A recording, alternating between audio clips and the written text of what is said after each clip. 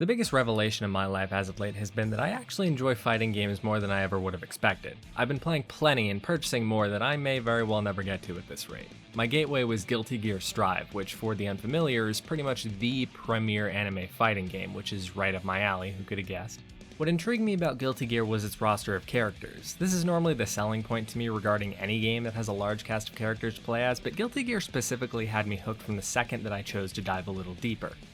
I always hear the phrase, "there's a character for everyone," thrown about when hyping up these kinds of games, but Guilty Gear might be the first game of its kind that I've ever played where I feel like that is probably true. You want to play a character that's super badass? We got that. You want to play a character that you think is super hot? Dear God, do we have that. Maybe you aren't interested in surface level shit like that and only care about what these characters play like in the game. We got so many different options, from your in-your-face grapplers to flighty in-and-out poke characters, whatever this is. Outside of the game, all these characters have a lore so dense that it's hard to find a character with a story that you can't identify with, whether it be through their storylines, designs, or identities.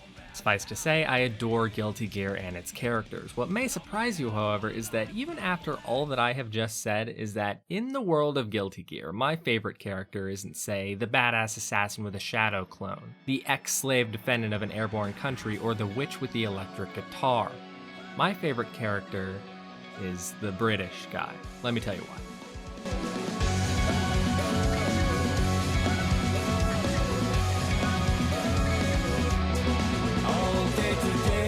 Same day has come, a different day from everyone.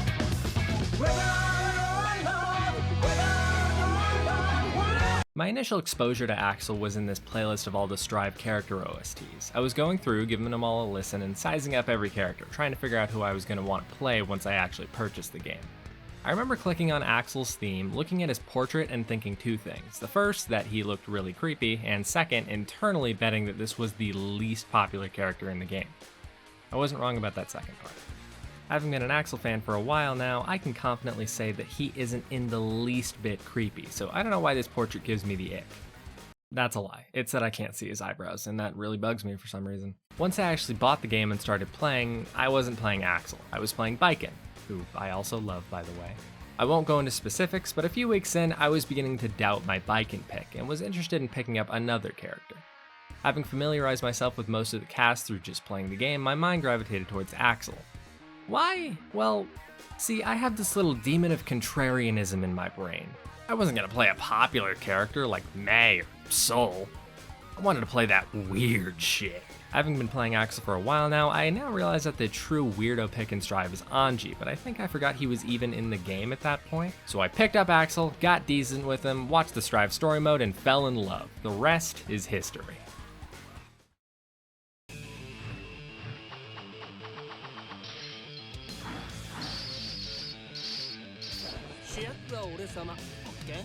Axel Lowe is an Englishman originally from 20th century England. It being England, there's lots of crime, and Axel, being the baller dude that he is, decides that he's gonna clean up the streets, and he does. He's doing good for himself, just hanging out with his girlfriend Megami, before he is miraculously warped throughout time, where he ends up being placed right before the events of the first Guilty Gear game. Axel's been a playable character in every Guilty Gear game, with the exception of Guilty Gear 2 Overture, the only mainline game in the series that is not a fighting game, or Guilty Gear Vastage, which is a fucking pachinko machine, so I don't know how much that really counts. Personality-wise, Axel, despite being British, is a really good person. In fact, I'd argue one of the best people in the Guilty Gear canon, supported by a multitude of things he does throughout the story. In addition to being a really good guy, Axel is also really powerful. So powerful, in fact, that Axel was not only able to evade an assassin attempting to kill him with a giant mech created by the Guilty Gear god itself, but also saved the lives of everybody in an apartment building after this happened to it.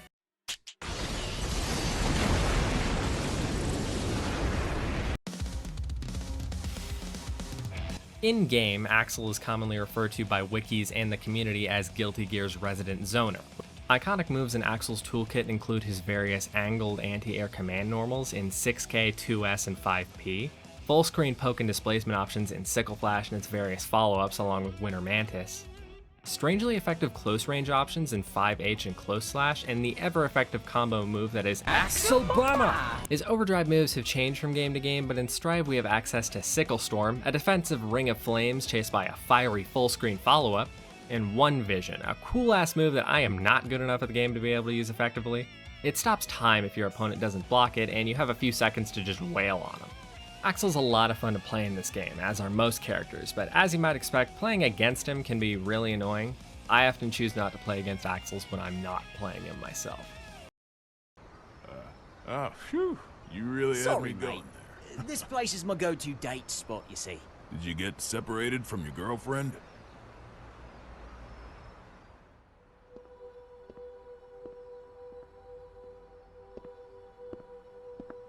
Yeah, a few decades ago.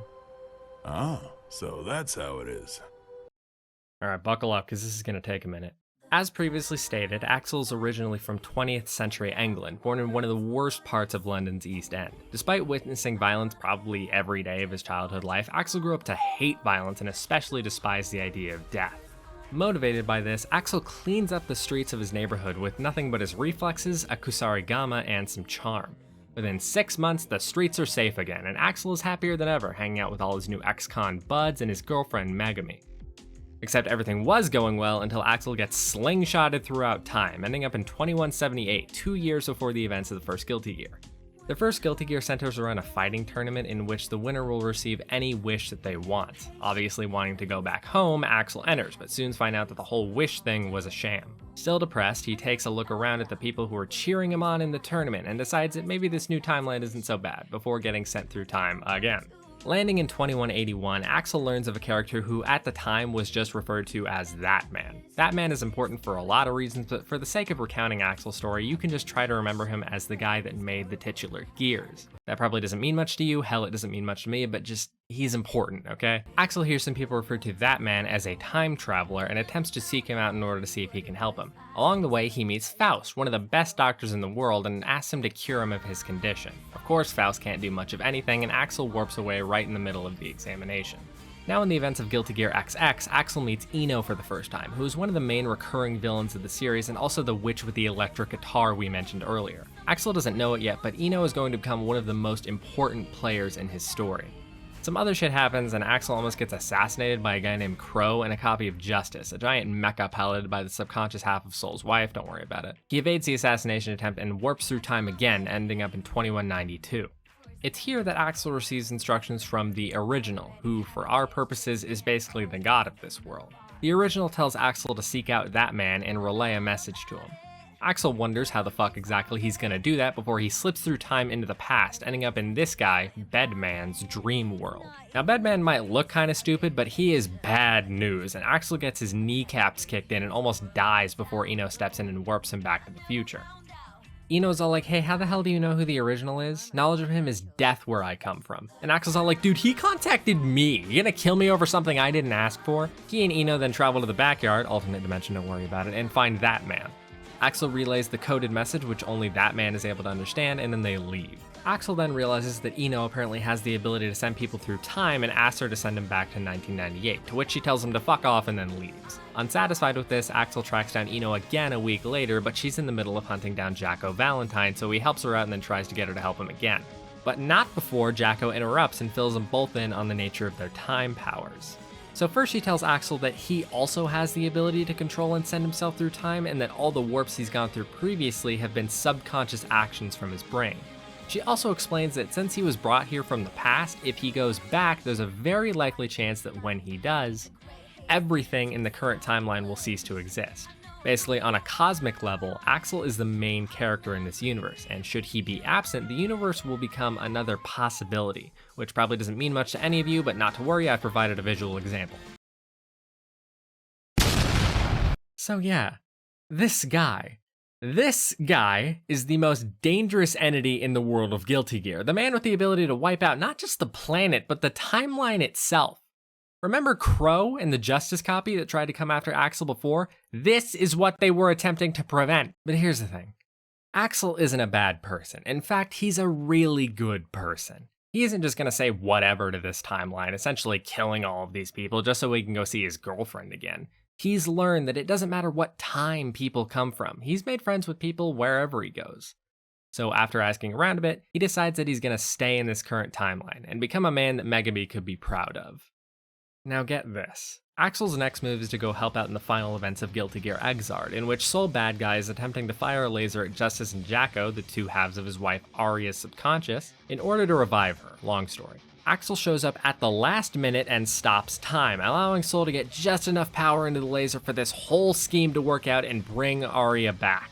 Fuck yes, Axel. The guy who has decided that he won't go back in time and destroy the world to save his girlfriend was so willing to help out his friend, the man who was willing to risk the world and his life in order to save his wife.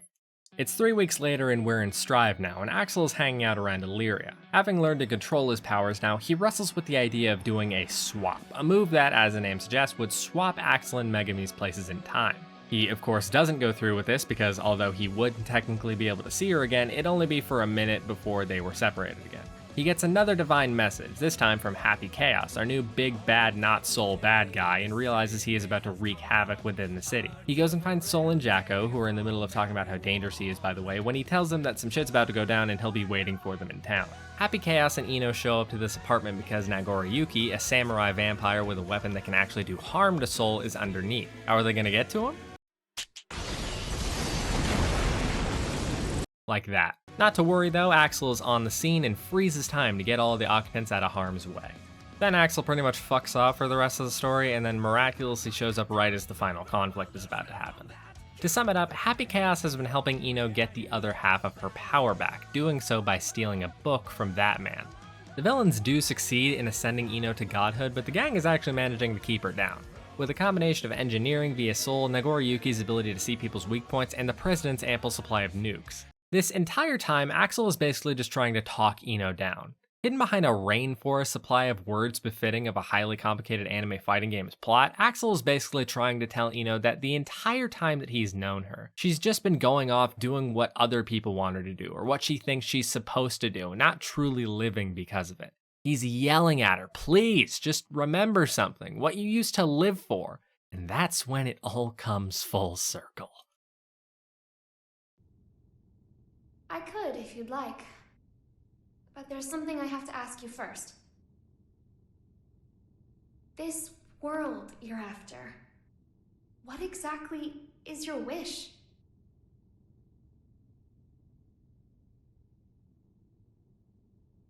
It was around the 20th century, I guess.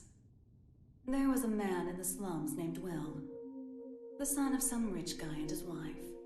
I can't even remember his face. But I recall he had beautiful blonde hair, like a woman's. He was a weird one. He'd always get into fights, but he'd cry after he hit someone.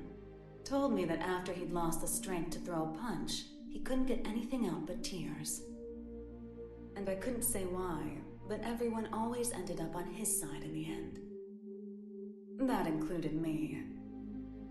Well, our relationship was a little closer than that. We swore our futures to one another, throwing away our old lives and names. I'd like to say we were happy. Until one day, Will suddenly disappeared. Didn't say a word to anyone, and he never came back. No cop or journalist could ever tell me why. I didn't plan on giving up on him, but I made myself a promise anyway. No matter what happened, I would never forget my memories with Will. And yet, all those memories are fuzzy. Any guesses why? Because they never happened. One thing I intentionally left out back when Jacko was telling all was that when people warp through time the way that Axel did, normally they don't survive. The reason that Axel survived was that his and Ino's IDs overlapped, thus protecting him from harm. An ID being basically a set of rules that the universe gives you in order to excuse plot convenience as canon. The reason that Axel and Ino's IDs overlap is revealed when Ino remembers Will. As it turns out, Ino is from what is essentially a universe with a different retelling of Axel's story. Ino is gonna die anyway, but with her last bit of power, she performs the swap, sending herself back to Axel's hometown and replacing her position with Megumi's. Right before the credits, we are treated to the scene where Axel and Megumi are finally reunited, and just Look at his face, dude! I'm so happy for them. I sincerely hope nothing bad happens to them in the next game.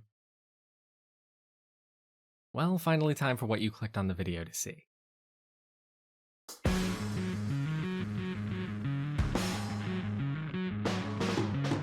I like Axel a lot. I hope I've made that clear. I don't have one specific reason for enjoying his character as much as I do. It's more a combination of a lot of things, but here are some of them.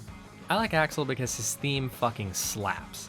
Every character's theme in Strive describes within its lyrics its associated character's mindset or some kind of psychological journey they're going on, and most of them are depressing in some way. Zato's theme is a great example of this. His theme, Let Me Carve Your Way, is about him struggling with the impact of losing his emotions and how he has a hard time even finding a reason to continue living. Leo Whitefang's Hellfire is about his heavy PTSD and survivor's guilt, caused in part due to him being a military leader. Now let's compare that to Out of the Box.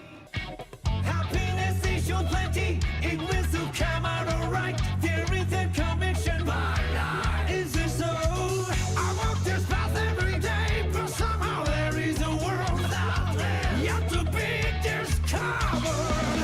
He's singing about how happy and content he is with his current life. More than that though, Out of the Box is how Axel no longer cares about his perception to others, seen in the line, My password is out of there.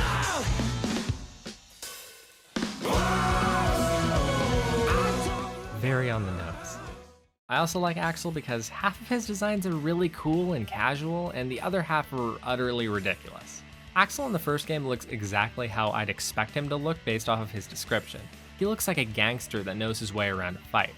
I'm especially into these super thick bands he has around his arm, very punk. Now his second design, Axel. I've never seen someone so patriotic towards Great Britain. Was this portrait not enough? We gotta have him essentially wearing a Union Jack as a top. He's wearing long pants now, which is a design decision that I support, but the rest of this outfit, man, looks like a clown dressed you. Is Exard better? Jesus! Okay, first of all, the jorts, come on, dude. Also the Union Jack, what do you even call these? A shredded cloak? A quarter of a long dress? This, I think, feels like it would be his least functional costume. I think he'd jump around and land his foot on one of these Union Jacks and trip himself. Axel really cleaned himself up in Strive. His outfit here feels very functional, but also true to the character without being too much. He's still sporting the Union Jack on his belt buckle, which I'm fine with as long as it's not this. This outfit feels very street punky, which was missing a bit in XX and a lot more in Exard. I'm a big fan of the vest, and for the first time, Axel switches to a black bandana instead of a red one. Peak Axel. I like Axel because the community of people that play him is small, dedicated, and really cool, at least in Strive. At a high level, Axel doesn't see that much play. I couldn't tell you precisely why, but I would guess that most high-level players know how to exploit the weaknesses of a zoner-type character better than others. My favorite Axel player is a player named Remy Celeste, one of the most positive and sportsmanlike players I've seen in any video game ever. They constantly explain their thought process and are always considering what they can do differently next match, always striving to be just a little bit better. Not that Remy needs much help, they body players that I would never expect them, to be perfectly honest. Remy also has a lot of great instructional content. I learned how to do grounded Axel bombers in like 20 seconds thanks to their video. Thanks, Remy. I like Axel because he is canonically a pyrokinetic. This is why so many of his moves, including Winter Cherry, Axel Bomber, and Sickle Storm, involve fire. That's one thing that Axel Lowe and Spencer from iCarly have in common. They're both chaotic pyrokinetics who have no right being pyrokinetics. I like Axel because despite being a very righteous and emotionally intelligent person, he is able to simultaneously be a total himbo. Look at this fucking walk cycle and tell me this dude isn't a himbo. Or possibly bisexual. He also gives off pretty heavy bisexual vibes. I like Axel because in Exard, he's voiced by Liam O'Brien, a man that I hold a lot of respect for as a VA. I knew him best as Yasuo from League, but he also did stuff like Gaara from the English dub of Naruto, Akihiko Sanada, the best boy from Persona 3, who I'm a little bummed is being recast in the upcoming remake, but I'm sure the new guy will do fine too. He's on Critical Role, a show that I'm too scared to get into because of the length, but I'm sure is great. What were we talking about? Right, Axel. I like Axel because he's unselfish and compassionate to a fault. Again, the guy who is constantly making the decision to not destroy the entire world was willing to help his friend almost do it himself if it meant saving his friend's wife. That's saying, look dude, I'm not 100% sure I agree with your methods, but I'm willing to help you out because you're my friend and I understand your pain. Based Axel. Shit like this shows just how good a person Axel is on a personal and moral level, which leads me into my final point. The best show of Axel's character and what made me fall in love with him in the first place.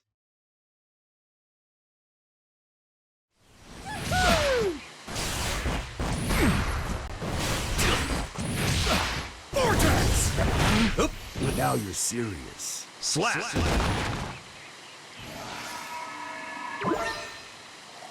Let's take a breather.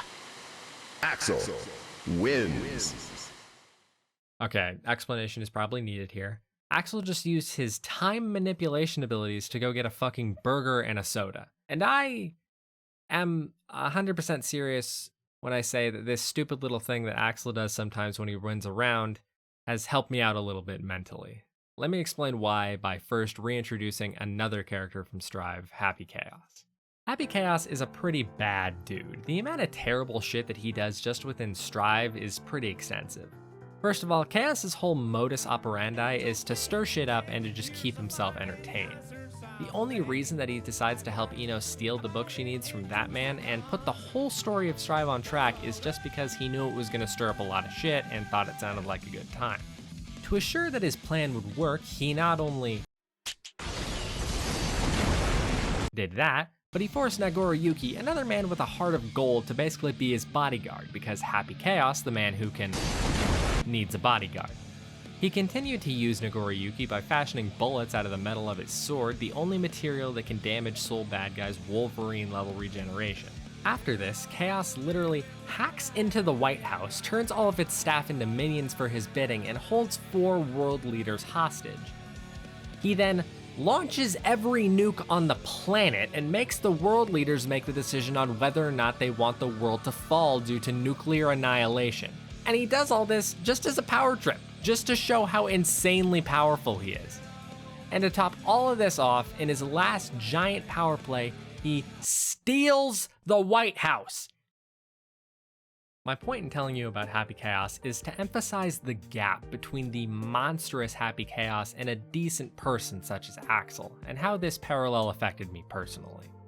I am not the most mentally healthy person in the world, it's not a hard thing to guess.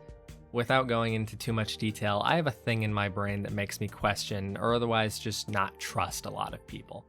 I constantly think that people are judging me or talking behind my back, or that they are playing up a false, friendly identity that they are using to hide their true, hateful, or bigoted personality. If anybody that I interact with at my job or just in my day-to-day talks to me weird or doesn't react to something I say in the way that I expected, it plays over and over again in my head, stewing, until it gets added to my brain's pile of reasons that it thinks, yeah, you should be anxious. The world and all the people in it are evil. You just seem to be the only one that's letting it affect them. And as silly as it sounds, what has helped me these past few months has been remembering how my initial negative perception of Axel was just completely turned around the second that I actually sat down and decided to learn a little bit more about him. Axel may have seemed conniving and kind of prideful based on my 10-second analysis of one specific drawing of him, but in reality, this dude wouldn't hurt a fly. He remains faithful to his beloved girlfriend, even though she was robbed from him. It's actually probably a little bit more accurate to say that Axel was robbed from her, and is again one of the most morally upstanding people in this universe, despite so easily being able to take over the world, basically. And yeah, I get that this is a fictional character from an anime fighting game series, but just like Axel at the end of the first Guilty Gear, it makes me think, maybe the world isn't as bad as my brain thinks it is. To sum up, if people were given infinite power, while yes, some people might use it to wreak havoc, murder people, or steal the White House, other people are just going to use their power to go get a fast food cheeseburger. And that's why I like Axel. Thank you for watching. Hello, I just woke up. If you made it to the end, thank you so much for watching. I really do appreciate you. Sorry if there was a little bit of emotional whiplash there at the end. The good thing is that if that did happen to you, that probably means that I did a good job. As of finishing with the main portion of the editing, the only thing I have left to do is record this and put in the outro. I think this is the best video I've made so far, but I still do have a lot of problems with it. I think the timing was off in a lot of places, and there are some weird gaps in my speaking pattern that I probably should have fixed, but I don't know. I'm still overall happy with the result, but I know it definitely could have been a lot better. Let me all know what you think. I would love to hear about it from you. But I want to give a quick shout out to a person who's probably never gonna watch this, but Reddit user Audience had a entire mega page with green screened fucking just like animations of Axel and a lot of other characters. Not every character was there. So I'm really happy that Axel just so happened to be there, because if he wasn't, this video would have been a bitch to make. Yeah, thank you, Audience. Anyway, that's about all I got. If you're watching this one, then there should be another video being chased by this one pretty soon. I edited this, I edited, recorded, and script wrote in that exact order really quickly. The turnaround time in this video is actually really short, so I'm hoping that I can get another one out. I already have this one planned and recorded as well, so I'm hoping I can get that one out in maybe like a week, maybe 2 weeks. In theory, less time than that, but I make no promises. Anyway, thank you for watching again. I'll see you in the next one.